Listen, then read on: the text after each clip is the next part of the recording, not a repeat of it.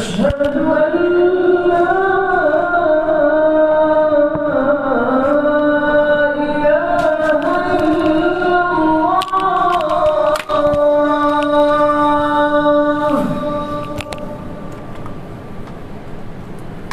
أشهد أن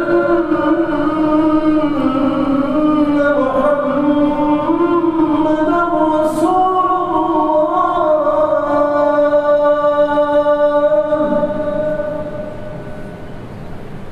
أشهد أن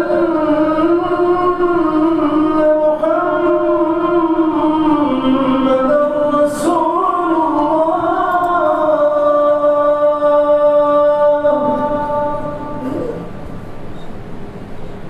حي على الصلاة.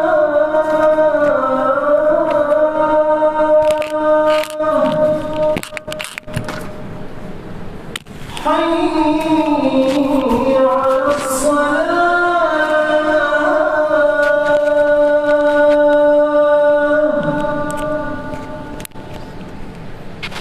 حي على الفلاح.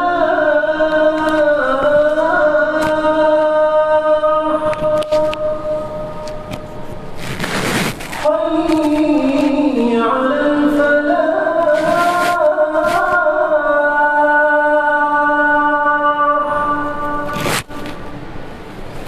الله أكبر،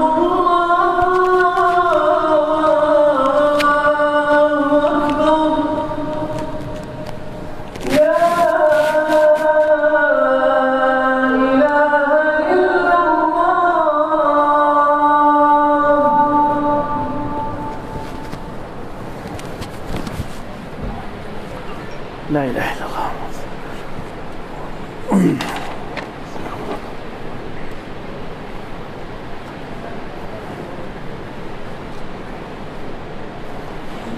إن الحمد لله نحمده ونستعينه ونستغفره ونعوذ بالله من شرور أنفسنا ومن سيئات أعمالنا. من يهده الله فلا مضل له ومن يضلل فلا هادي له. وأشهد أن لا إله إلا الله وحده لا شريك له وأشهد أن محمدًا عبده ورسوله. أما بعد، فإن خير الكلام كلام الله وخير الهدي هدي محمد صلى الله عليه وآله وسلم وشر الأمور محدثاتها وكل محدثة بدعة وكل بدعة ضلالة وكل ضلالة في النار. خۆشەویستان، هەمومان کەمێکمان نەبێ خاوەنی مۆبایلین، خاوەنی ئەکاونتین، فەیسبووکمان هەیە، خۆ شتی ترمان هەیە. هەندێک ئامۆژگاری دەکەین بۆ ئێوەی موسڵمان. ڕوو دەکەمە ئەو کەسانی کە مۆبایلیان هەیە تۆڕە کۆمەڵایەتیەکان بەکاردەهێنن،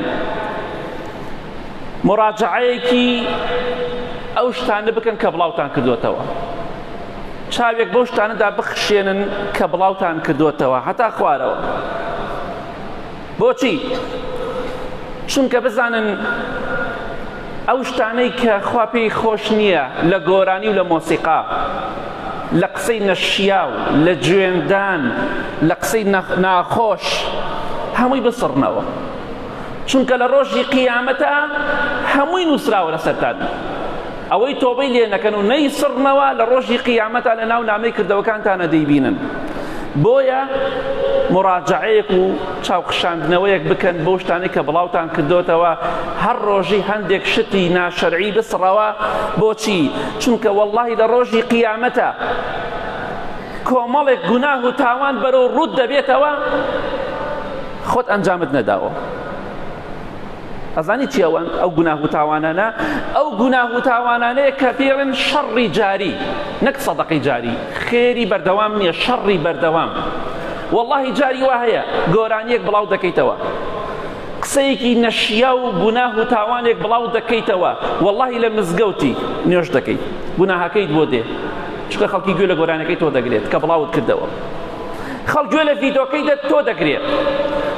والله جاری وایە قورئان دەخوێنی گوناه و تاوانەکەت بۆ دێ، جاری وایە لە مزگەوتی، جاری وایە لە خەودای خەوتویتە گوناه و تاوانەکانت بۆ دێ، هەروەکو چۆن خێر و چاکەکانت بۆ دێ. کەواتە مڕاجعەیەکی خۆت بکە. ئەمە توندوتیژی نییە، ئەمە ئەوەیە کە تۆ چونکە دڵنیابە بەپێی قورئان و حەدیث هەر کەسێک چاکەیە بکە، چەند کەس چاوی لێ بکە، بەقەت هەمووی خێر دەستەکەوێ. گوناه و تاوانێکیش بکەی، هەر چەندێک خەڵک گوێ لە تۆ بگرێ و بە قسەی تۆ بکە، بەقەت هەمووی گوناه بۆ نووسرێ. سبحان الله. کەواتە ئاگاداری خۆمان بین، مڕاجعەیەکی خۆمان بکەینەوە، با لە ناو نوێژەکانیشا گوناه و تاوانمان بۆ نەنووسرێ. ئێستا کەسانێک لە ئێوە هەیە گۆرانی بڵاو کردوتە لە فەیسبووکەی خۆیان، ئێستا لە مزگەوتە گوێ لە خوتبە گرێ گوناهەکەی بۆ ڕوا، چونکە خەڵکی گوێ لە گۆرانەکەی تۆ گرێ، گوێ لە تاوانەکەی تۆ گرێ کە بڵاوت کردوتە، مشارەکەت کردووە، شێرت کردووە. کەواتە قوڕ مەکە بەسەر خۆتە. کاکە قورئان چی خۆم تەعزیە نییە، قورئان بۆ تەعزیە هاتووە. ئاخر ئەوە تێنەگەیشتنی تۆیە لە دینی خوا. ئەسڵەن قورئان خوێندن لە تەعزیە هەر شەرعی نییە. قورئان بۆ ناو دڵ هاتووە، بۆ ئەوە هاتووە بڵاوی کەینەوە، بۆ ئەوە هاتووە خۆمانی پێ بکەینە بە شەر. کەواتە مڕاجعەیەکی خۆت بکە. جایۆ لە بازاڕە لە دوکانەکە خەریک کەسابەتی گوناه و تاوانەکەت بۆ دێ، خەڵکیشێ خێر و چاکەی بۆ دێ، قورئانێ بڵاو کەیتەوە، لە ناو خەویشا خەڵک گوێ لێ بگرێت، تۆ خەوتی بێتی خێر و چاکەت بۆ دێ. خراپەیەکیش بڵاو کەیتەوە، گۆرانیە، مۆسیقایە، هەر شتێکی ناشەرعیە، فلیمێکی خراپ، دڵنیابە لە هەر شوێنێکی ئەم سەرزەوێدا بی، حتا لە ناو گۆڕەکەشدا بی، خێر و چاکەت هەر بۆ دێ بە ئیزنی خوا ئاگادار بە. کەواتە ئەمە خاڵ یەکەم زۆر گرانە، گرنگە ئێمە ئاگاداری خۆمان بین، قیامەتی خۆمان گران و قورس نەکەین، گوناهەکانمان گران و قورس نەکەین. ئیمامی شاتوبی ڕەحمەتی خوای لێ بێ دەفەرمێ بەختەوەری بۆ ئەو کەسەی، خۆشبەختی بۆ ئەو کەسەی کە دەمرێت لەگەڵ مردنەکەیدا گوناه و تاوانەکانیشی دەمرێت. وەیل بۆ ئەو کەسە بێ، تیاچوون بۆ ئەو کەسە بێ کە دەمرێت گوناهەکانی لە ناو گۆڕەکەیدا بۆی دێت، بەردەوام بۆی دێت، بە سەدەها ساڵ لە ناو گۆڕدا عەزابە درێت، چونکە گوناه و تاوانێکی لە دوای خۆی بەجێهێڵا. بەڵێ خۆشەویستان، پیاوێک دەڵێ چوون بە دوکانی گەنجێک، پیاوەکە خراپ بوو گەنجەکە. ئەم گەنجە کاتی خۆی DVD و CD هەبوو، فلیمی خراپ هەبوو، فلیمی خراپ بەدڕەوشتی بڵاو دەکردەوە. ئەم گەنجە ئیش و کاری ئەو بوو دەیفرۆشت. ئەڵێ ڕۆشتم بۆ دوکانەکەی بۆ ئەوی فلیمانە بکڕم، کابراوتی لێرە نەماوە، وتی لێرە نەما، وتم لەکوێ؟ وتی با بتمە بۆ ئەو شوێنەی ئەو گەنجەی لێیە، وتی بردمی بۆ سەر گۆڕەکەی، وتی ئەوە گۆڕەکەیەتی. ئەو کاتە دڵنیا بوومەوە کە ئەو شیتانەی کە بە خەڵکی داوە هەر هەمووی گوناه و تاوانەکەی دەڕوا بۆ ناو گۆڕەکەی، و کاتێکیش کە زیندوو بوو بە هەمان شێوە.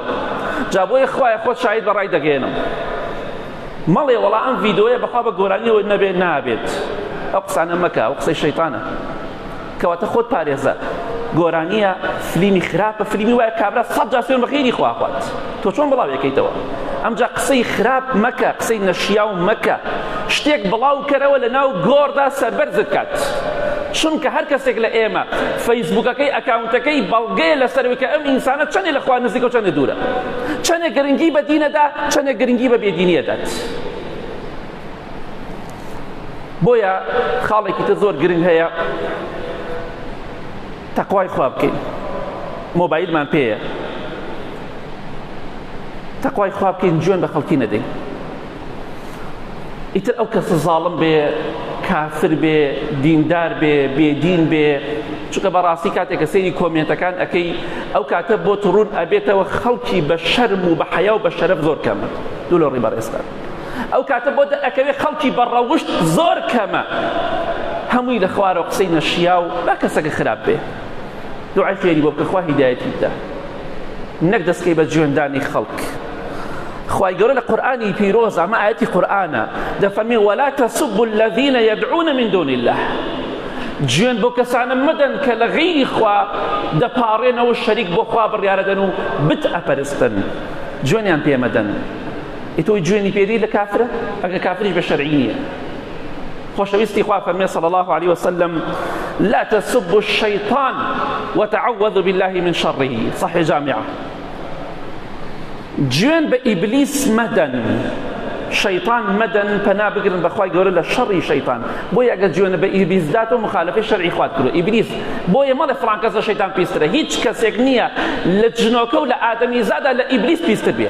هیچ کەسێک، نە فیرعەون، نە ئەبوو جەهل، نە هیچ کەسێک. شەرعی نییە گوێن بە ئیبلیس بدەی. تۆ ئەچی گوێن بە خەڵکی تر دەی، با کابرا زاڵم بێ. دوعای لێ بکە یا دوعای خێری بۆ بکە. دوعای لێ بکە خوا لە ناوی بەرێ، بەس گوێنی پێ مەدە. ئەمە دفاعکردن نییە لە زاڵم. من دەڵێم مەزڵومی دوعای لێ بکە، بەس گوێندان و لەعنەتکردن لە کافر و ئەوانە نەبێت کە خوای گەورە دیاری کردووە ئەگیناوەکو لەعنەت دروستە بۆ هەندێک کافر بەس بە عام نەک بە تایبەت، بەڵام گوێندان بە کافری شەرعی نییە. ئەو ئاگاداری خاڵ ماس گوێندانەکەم دوای قسەکە خراپ نەقڵ نەکەن. بۆیە لە خوارەوە کۆمنتێکە نووسی ئەگە قسەی باش نازانی بێدەنگ بە، چونکە پێغەمبەری خوا فەرمێ صلی الله علیه وسلم هەر کەسێک باوەڕی بەخوا بە ڕۆژی قیامەت هەیە یا قسەی باش بکە یا بێدەنگ بێ. بێدەنگ بە، دەمی خۆت بگرە. من صەمەتە نەجا. خۆشەویستی خوا فەرمێ صلی الله علیه وسلم هەر کەسێ بێدەنگ بێ دەیباتەوە سەر ئەکەوێ، دەیباتەوە. گوێن بە خەڵکی مەدە. دزی ئەکا، خراپەکاری ئەکا، بەدڕەوشتی ئەکا، قسەی نەشیاوەکە. ئەگەر پێت ئەکرێ دوعای خێری بۆ بکە خوا هیدایەتی بدا. پێغەمبەری خوا صلی الله علیه وسلم دوعای بۆ ئەبوو جەهل کرد خوا هیدایەتی بدا. دوعای کرد عومەری کوڕی خەتاب خوا هیدایەتی بدا. گوێنی پێ نەدەن. کەواتە تۆش ئاگادار بە بەڕەوشت بە. ئینسانی موسڵمان بە شەخسیەت ناچێت گوێن بە خەڵکی بدات. من ناڵم دوعای شەڕ مەکە لە هیچ کەسێ، نە ئەگەر مەزڵومی دوعای لێ بکە بەس ئەڵێم گوێن مەدە، گوێن. ئیتر لە قسەکان با تێبگەین وەکو خۆی. زاڵمە گوێنی پێ مەدە، دوعای لێ بکە خوا لە ناوی بەرێت. دروستە دوعای لێ بکە. کەواتە ئاگاداری ئەو خاڵە بە. گوێن بە خەڵکی بدەی، ئەوەی کە دەینووسی بە دەستەکانت لە ڕۆژی قیامەتە شایەتە بەسەرتەوە. ئاگاداری ئەو خاڵە بە. سوێن بەخوا هەموو ساڵی حەج بکەی، عومرە بکەی، 5 فەرزە لە مزگەوت نوێژ بکەی، یەک گوێن و گوناح لە کۆڵ نابێتەوە. ئەوەی کە گوێن بێ و حەقی خەڵک بێ. گوێنێکت بە من داوە، منی گوێنێکم بە تۆ داوە، 1000 حەج و عومرە بکەی لەسەرمان نەمێنێت، چونکە ئەوە حەق الناس. کەواتە ئاگاداری خۆت بە، دەمی خۆت بگرە و تەحەموڵ کە. ئەوەی بوختیانت بۆ دەکات هەواڵەی خوای کە. دوعای لێ بکە، بەڵام گوێن بە خەڵکی مەدە. قسەی نەشیا و بە خەڵکی مەڵێن. ئەچون گوێن بە باوباپیر و بە گۆڕی باوباپیریشی ئەدەن. ئەمە کەی ڕەوشی ئینسانی موسڵمانە. ئیمامی ئەوبەکر ڕزای خوای لێ بێ پیاوێک وتی گوێنێکت پێ ئەدەم ئەی ئەبووبەکر، گوێنەکەت لەگەڵ تا بڕواتە ناو گۆڕەکەەوە، ئەوەندە ناشرین بێت. ئیمامی ئەوبەکر ڕزای خوای لێ بێ فەرمووی لەگەڵ مندا ناڕواتە ناو گۆڕەکەەوە، گوێنەکەی کە داوتە لەگەڵ خۆتا دەڕواتە ناو گۆڕەکەەوە. سوێن بەخوا هەر گوێنێکت بە خەڵکی دابێ، هەر کۆمنتێکی ناشرینت کردبێ، گوێنت بە خەڵکی دابێ، باش بێ کەسەکە یا خراپ بێ، سوێن بەخوا هەمووی دەڕواتە ناو گۆڕەکەتەوە ئەگەر ئەو کەسەکەت نەئازان بکە. کەواتە ئاگاداری خۆت بە. ئەو پەنجەیە هەموو شایەتە لە قیامەت. دەمی خۆت بگرە. کابرا قسە بە ئیسلامەکە، دیفاعی لە ئیسلام کە بەس دیفاعکردن لە ئیسلام بە گوێندان نابێت. بەوە دەبێ حەق ڕوون بکەیتەوە. بە ئاگاداری خۆمان بین، لە خوا بترسین، تەقوای خوا بکەین، دەممان پاک بێت، دەممان فێر گوێن نەبێت. گوێن ئینسانی بێدەسەڵات گوێ نەدا. ئینسانی ڕەوشتی بەرز بێ بەخوا گوێن نادات. ئاگاداری خۆمان بین شتێک لەو شتانەی کە هەندێک کەس بەداخەوە بەڵاوی دەکەنەوە لە تۆڕە کۆمەڵایەتیەکان پرسیاری کوفرە. پرسیاری کوفر چۆنە؟ یعنی دەبینیت تەماشا دەکەی پرسیار دەکات دەربارەی کوفر، ئێوە چی دەڵێن دەربارەی ئیسلام؟ ئیسلام حەقە یا ناحەقە؟ ئەمە کوفرە برام شتانە. ئینسان ئاگاداری خۆی بێ، ئاگاداری خۆت بە. خەڵکەیە قسە بە ئیسلامەکە بەهۆی نووسینەکەی تۆ، وەڵا بۆی لایکم بۆ بێ، باشە باوەڕت بەخوا هەیە باوەڕت بەخوا نییە. برای بەڕێزم لە خوا بترسە، تەقوای خوا بکە. ئەم شتانە بەڵاو مەکەرەوە. هەر کەسێ وتی باوەڕم بەخوا و گوێنی بەخوادا، تۆ لەو کوفرا بەشداری. باوەڕت بە ئیسلام هەیە، باوەڕت بە قورئان هەیە، بۆ ئەم پرسیارانە دەکەی، بەس بۆی تۆزە لایکت بۆ بێ، هەی فاشل، ئەی دۆڕاو، ئەی نازانی هەرچی کراوە لە خوارەوە، هەر هەموو گوناه و تاوانەکان بۆ تۆیە. سوێن بەخوا بەقەت هەمووی گوناه و تاوانە بۆ نووسێ. کابرایە کافر بێت، تۆش بۆ کافرە بیت. پرسیار مەکەن کە بەرەو کوفرت بەرێ. پرسیارێک مەکەن خەڵکی فێری گوناه و تاوان کە. کاکە تۆ لە ژن هێنان ڕازی، لە شوکردن ڕازی، ئەمجا لە خوارە خەڵک قسەی ناشەرعیەکە، گوێ نەدا، قسەکە، سوکایەتێکە، ئەو سوکایەتی بە پیاوەکە، ئەو سوکایەتی بە ژنەکە، تۆ لەو هەموو کۆمنتە خراپە بەشداری. پرسیارێەوە مەکە. پرسیارێک مەکە خەڵکی بەرەو کوفر بەرێ، دەمی خەڵکی بکاتەوە قسەی غەڵەت بکە. پرسیارێک مەکە خەڵکی گوناه و تاوانی پێوە ئەنجام بدات. باوەڕت بە ئیسلام هەیە، باوەڕت بە حیجاب هەیە، باوەڕت بە ڕیش هەیە، باوەڕت بە سیواک هەیە، ئەگەر وتی کە ئەو کەسێکی باوەڕم نییە تۆ بوویتە سەبەبی ئەوەی ئەو کەسە کوفرێ بکات، تۆش لەو کوفرا بەشداری. بەڵێ باوەڕم بە ئیسلام هەیە، ئەو دەڵێت نەخێر باوەڕم بە ئیسلام نییە، تۆ سەبەب بووی بۆی ئەو کوفرە بکات، سوێن بەخوا تۆ لەو کوفرا بەشداری. کەواتە ئاگاداری خۆمان بین بۆ لایک و کۆمێنت، بۆ هەڵسانەوەی پیج و فەیسبوک و تیکتۆک خەڵکی بەرەو کوفر و بێباوەڕی مەبە، شتێک مەکە کە بەرەو کوفر و خراپە و گوناه و تاوان و گوێنیان بەرێت. بەڵێ بەداخەوە کەسانێکی تر هەیە ئابە و شێوەیە بەهۆی تۆڕە کۆمەڵایەتەکانەوە قیامەتی خۆیان پوچ کردووە، پوچ مایە پوچن. پێغەمبەری خوا صلی الله علیه وسلم بە سەحابەکانی فەرموو ئەزانن موفلیس کێیە، کێ موفلیسە ئیفلاسی هێناوە، کێ مایە پوچە؟ فەرمی ئیفلاس ئەو کەسە ئیفلاسی هێناوە موفلیس و مایە پوچە لە ئومەتەکەی من، ئومەتی منە، موسڵمانە. لە ڕۆژی قیامەتا دێ پێغەمبەری خوا فەرمێ صلی الله علیه وسلم نوێژی پێیە، ڕۆژووی پێیە، زەکاتی پێیە، بەڵام موفلیسە بۆ نوێژی کردووە، ڕۆژووی گرتووە، زەکاتیشی داوە، خێر و چاکیشی کردووە. لە ڕۆژی قیامەتا دای ئەنیشێنن هەر کەسێک لە دنیادا زوڵمی لێ کردووە، دێ ئەو کەسێک کە زوڵمی لێ کراوە دێ حەقەکەی لە چاکەکانی هەڵەگرێت. جوێنی بە فڵان کەس داوە، بڕۆن لە چاکانی دەن فڵان کەس کە جوێنی پێداوە، ئەو جوێنانی کە لە کۆمنتان نووسیوتە هەمووی لە ڕۆژی قیامەتە لە نوێژ و ڕۆژ و عیبادەتەکانت دەرەکرێت دەرەوە، ئەدرێ بەو کەسێک کە جوێنت پێداوە. چونکە خوای گەورە لە حەدیثێکی صحیحدا دەفەرمێ قودوسی سوێن بە گەورەی و دەسەڵاتی خۆم، هەر کەسێک جەهەنمی بێ حەقی لای کەسێکی بەهەشتی هەبێ، ئەو حەقە لە بەهەشتی ئەسێنمەوە. ئەوە عەدالەتی خوای گەورەیە. سوێن بەخوا جوێنت بە جەهەنمیەکدا بێ، خوا تۆڵەت لێ نەکاتەوە ناڕۆیتە بەهەشتە. زوڵمت لە جەهەنمیە کردبێ، لە دژمنێکی خوا کردبێ، خوا تۆڵەت لێ ئەکاتەوە ئەگەر بەهەشتیش بیت. ئەمە وعدی خوایە، سوێنی خوای گەورەیە.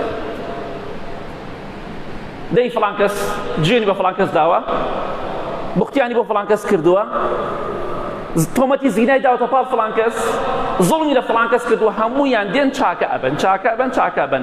پێغەمبەری خوا فەرمێ صلی الله علیه وسلم ئەم موفلیسە چاکەی نامێنێ، نوێژی نەما، ڕۆژووی نەما، عیبادەتی نەما، سەدەقە و خێری نەما، زەکاتی نەما، هیچ مایە پوچ بووە. چونکە ئەوەنەی زوڵم کردووە، ئەوەنەی جوێن بە خەڵکی داوە، ئەوەنەی بوختیان بۆ خەڵکی کردووە، هیچی نەما. ئەمجا پێغەمبەری خوا دەفەرمێ صلی الله علیه وسلم ئەگەر چاکەکانی تەواو بوو، بەشی مەزلومەکانی نەکرد، ئەو خەڵکی کە حەقی لایەتی، ئەمجا گوناه و تاوانی ئەوان دەهێنن، دەیخەنە سەر گوناه و تاوانەکانی ئەم، قورق ئەکا بەسەر خۆیە. ئەمجا پێغەمبەری خوا دەفەرمێ صلی الله علیه وسلم فڕێی ئەدەن ناو ئاگری دۆزەخەوە، نوێژەکانی بۆ خەڵک.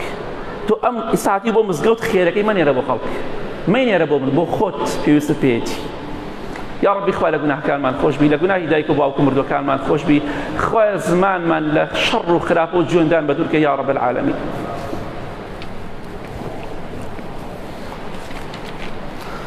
الحمد لله والصلاة والسلام على رسول الله وعلى آله وصحبه ومن والاه. خۆشەویستان، بەداخەوە ئێمە بەهۆی دەست و دەممانەوە، بەهۆی بێتەحەمولیمانەوە گوناه و تاوانێ زۆرمان هەیە بۆ قیامەت کە ئاگاشمان لێ نییە.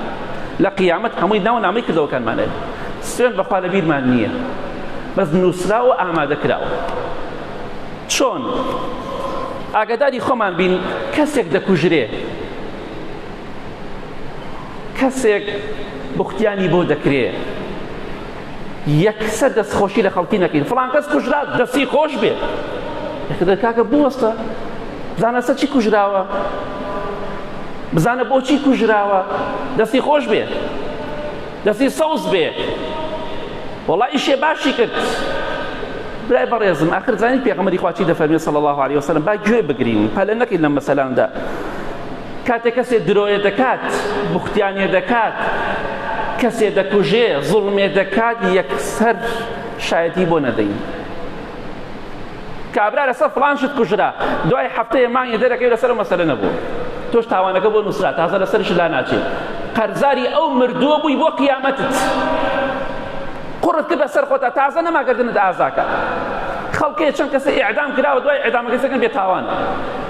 ڕەمی کراوە بێتاوانە 20 ساڵ 30 ساڵ سجن کراوە سێکن دوای بێتاوانە و یەک تاوانێکی لەسەر نییە هەر لە زوڵمی لێ کراوە کەواتە ئاگاداری خۆت بە لە فڵان کەس کوژرا یەکسەر دەستخۆشی لە خەڵک مەکە ئاگاداری خۆمان بین بوختیان دەکرێت مەلایەک مامۆستایەک هەر کەسێکی تر بوختیانێ دەکا بۆ کەسانێک یەکسەر تۆ مەڵێ مامۆستای حەق بێش حەق بوختیان حەق نییە خۆتان باش دەزان لە مزگەوتە الحەمدوللا دەیەها جار باسی تیرۆرستەکانمان کرد و داعشەکانمان کردووە و هەموو جومعەی بە دوعای خێرمان بۆ پێشمەرگە کردووە کەسانێک لەولاوە بوختیانمان بۆ دەکەن ئەمانە داعشن ئەگەر ئاگری هیدایەتی خوا لە ناوتان بەرێ حەسبونا الله ونعم الوکیل لە ڕۆژی قیامەتە بەرەو ڕوویەک دەبینەوە ئێمە دروستمان کرد یا ئێوەی توندڕە و وەڵڵاهی خۆتان باش دەزان ئێمە چەند دژی توندڕەوی بووینە هەر کەسێکیش بوختیانمان بۆ دەگەڵی گرین بۆ قیامەت هەواڵی خوایەکەین گوێن بە هیچ کەسێک نادەین ئەوەی ئەگەر زۆریش زوڵمی لێمان کرد دوعای لێ دەکەین بەڵام گوێن بە هیچ کەسێک نادەین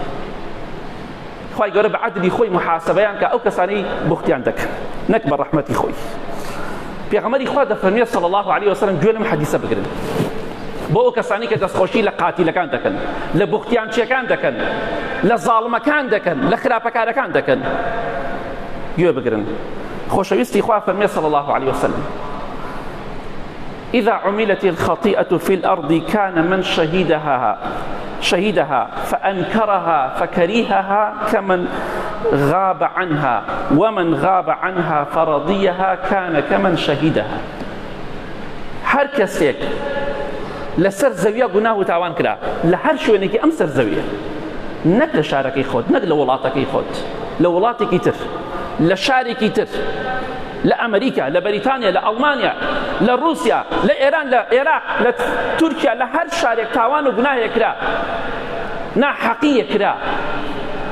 ئەو کەسەی پێغەمبەری خوا دەفەرمێ صلی الله علیه وسلم لەو شوێنە حازر بێ کە تاوانەکەی تیا کرا بۆ نمونە بە بەرچاوی تۆ کەسێک دەکوژرێ بە زوڵمی لەکراوە کەسێک بەرچاو تۆ کوژرا بەڵام تۆ دەستت یانێ بەس بینیتە بە بەرچاو تۆ خراپەیە کرا پێغەمبەری خوا دەفەرمێ صلی الله علیه وسلم ئەو کەسەی لەو شوێنە ئامادە بووە گوناه و تاوانەکەی تیا کراوە ئامادەیە لەو شوێنە بەڵام ئینکاریەکە پێشی ناخۆشە هەم ئینکاری ئەو تاوانە دەکات و هەم پێشی ناخۆشە ئەفەرمێ کەمن غاب عنها وەکو وای لەو شوێنە هەر نەبێت چونکە ئینکاریت کرد پێت خۆش نەبوو و دەفەرمێ ئەو کەسەی حازر نییە لەو شوێنی گوناه و تاوانەکە دەکرێت بەڵام ڕازیە بە گوناه و تاوانەکە بەڵێ دەستخۆش شێر پاڵەوان وەکو ئەو کەسە وایە کە ئامادەی ئەو خوێن ڕشت نەبێ ئەو تاوانە بێ ئەو گوناهە بێت سوێن بەخوا ئێستا ئەمڕۆ لە شارێکی دوور لە وڵاتێکی دوور کەسێ بکوژرێ تۆ لەرەو دەستخۆشی بکەیت تۆ لەو تاوانە بەشداری